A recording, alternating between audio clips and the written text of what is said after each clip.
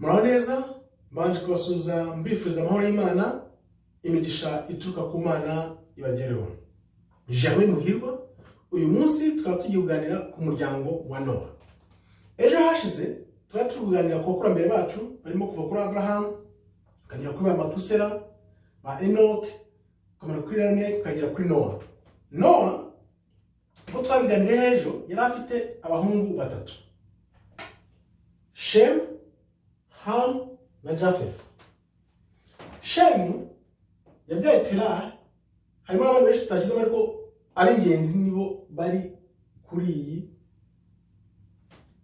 mpine ubwo tugiye kubona. Shemu yarafite Tera, Tera abyara Aburahamu, Aburahamu tuzi ko abyara Isaka, Isaka abyara Yakobo, haza 12 ba Israel, aribo bavuyemo Juda abyara Jesse abyara King David biramuka bijya kuri Christ, umucunguzi n'umukiza wacu.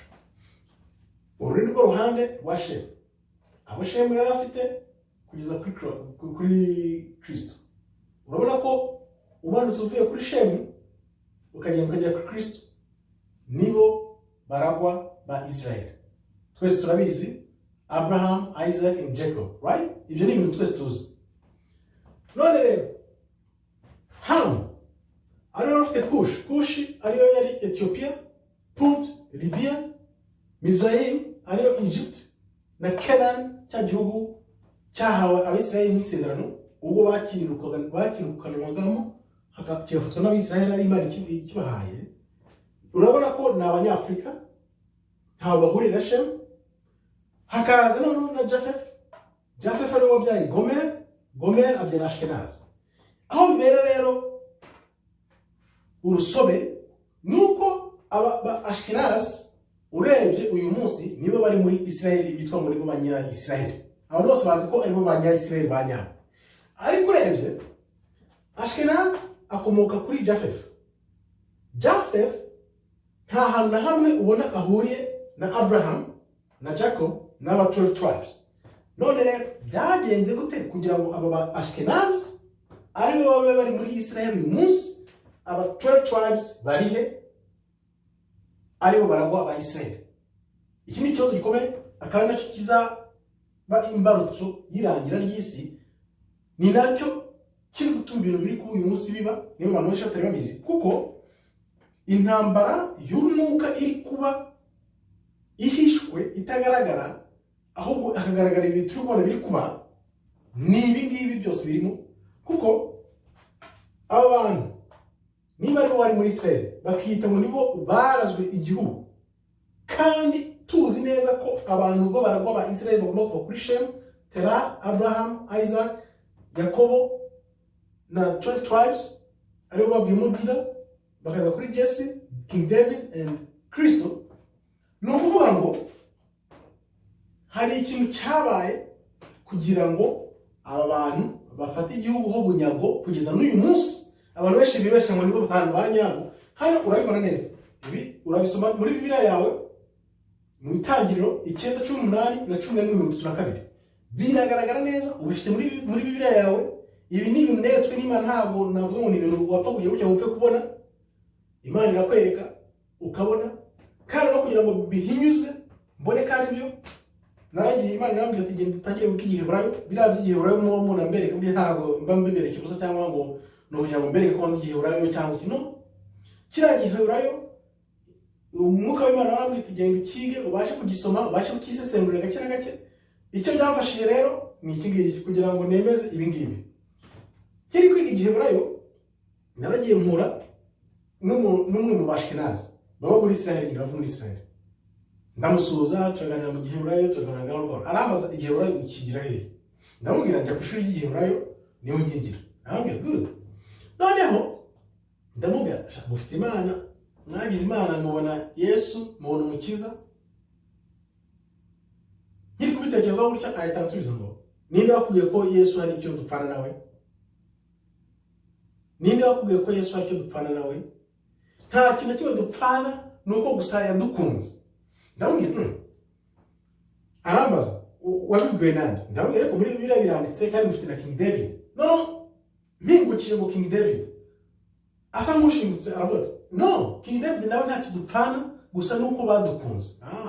Ko nari namaze kubisoma noneho nabyumvise ndavuga okay, bya bintu nibyo noneho birigaragaza. Nuko nibo muri ubu bwoko bw'Abashkenazi bakabivugira ko nta kintu bapfana na King David, nta kintu bapfana na Kristo. No kuvuga ngo aba bantu bageze muri Isiraheli gute? Aba bantu ubwoko 12 bw'Imana buri hehe? Ibyo ni ibintu twazinjiramo, ntabwo nabyinjiramo ubu ngubu, ariko nzi ko abantu benshi basinziriye batazi ibiri kuba n'ibiri kuba ubu ngubu byose ni ukubera ibi ngibi, kugira ngo ibi bintu bikomeze bihishwe. Ariko Imana izi neza ko izongera ikiyerekana, niko kwiyerekana gukomeye kuzabaho kutigeze kuba mu mateka ya muntu. Kuko mwibuke neza Imana ivuga ngo ubwo izakusanya abantu bayo bose mu mpande enye z'isi, bizabera abantu akabarore birenze ibyabereye ku nyanja itukura. Niyo mpamvu rero nababwira nti mukanguke, kuko ibyo abantu benshi babwiye kuva na kera byose byari ibinyoma byambaye ubusa. Hano urabyibonera neza, fata Bibiliya yawe ujye mu Itangiriro 9:18, 11:32 usome abahungu ba Nowa, ubona bavuye kuri Shemu, ubona bavuye kuri Hamu, ubona bavuye kuri Yafeti. Noneho urebe abo Bashkenazi, urebe abantu bari muri Isiraheli abaribo ni abangaba Bashkenazi. Noneho wibaza uti bariyo gute? Kuko isezerano rifitwe na Aburahamu, Isaka, Yakobo, niwe bafite isezerano rya Isiraheli. Ashkenaz ntabwo ari we ufite isezerano rya Isiraheli. Ibyo ngira ngo twese turabizi, abatari babizi gusa nuko batari bazi ko abantu bari muri Isiraheli ari Ashkenaz, aho kuba ubwoko 12 bw'Imana. Byagenze gute rero? Ibyo ni ibintu wenda dushobora kuzaganiraho ikindi gihe, ariko ndababwiye ni ibyo abantu bazi bibeshya ngo barazi byose ni ibinyoma. Nk'aka ni akantu gafite ireme rikomeye kandi gutuma ibintu byose biba, ko udafite nk'izi information zose ugwa mu mutego w'umwanzi uwo ari wese. Abantu benshi barasingiza bagasenga ngo Abisiraheli ng'Abisiraheli. No, abantu bari muri Isiraheli uyu munsi ni Ashkenazi, kandi Ashkenazi uribone. Ni nayo mpamvu nabyandikisha amabara atandukanye kugira ngo ubibone neza. Wowe ukeneye amaso 2 bibone neza, kuko nzi ko benshi batabizi cyangwa benshi banabihakana ngo byagira. No, reba hano Ashkenazi ava kuri Yafeti yabyaye Gomera abyara Ashkenazi. Abangaba Abashkenazi rero nibo bari muri Isiraheli uyu munsi, bita ngo ni Abayisiraheli. Ese niba bahakana umwami Yesu, bagahakana King David, bakavuga ngo nta kintu bapfana nawe, ni gute bageze muri Isiraheli abantu bakomoka kuri King David na Kristo n'ubwoko 12 bwa Isiraheli, bavuye kuri Yakobo, bavuye kuri Isaka na Aburahamu? Barihe? Ni bande? Barihe? Nibo rero Imana izakusanya ivana kuri za mpande enye z'isi aho bagiye, ibagarure mu gihugu cyabo. Kuko niba abantu bavuga ngo muri 48 ngo bagiye muri kiriya gihugu, ngo biba isezerano Imana yasezeranije rirangiye, none kuki muri 48 wegeze ubona Kristo agaruka? Ko Imana ivuga ngo nibasubira mu gihugu cyabo bazaba amahoro asesuye igihe cyose, kiriya gihugu gifite amahoro na Palestine ibegereye. No, ni ukuvuga ngo barabyivugira bwabo, barabyihakana, bakavuga ko nta kintu bapfana na David na Kristo. Abo bantu bavuye he? Baturutse he? Byagenze gute?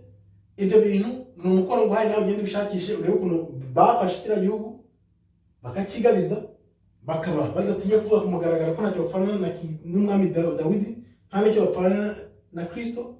Ni ukuvuga rero ngo ibi ngibi nibimara gusobanuka neza ibiri kuba biri kurangaza abantu, biri kuba ngubu ni birangaza abantu. Ariko ikibazo cy'ukuri isi ifite nuko abangaba 12 bari barabuze, barimo gukanguka, bose bamaze kumenya ukuri.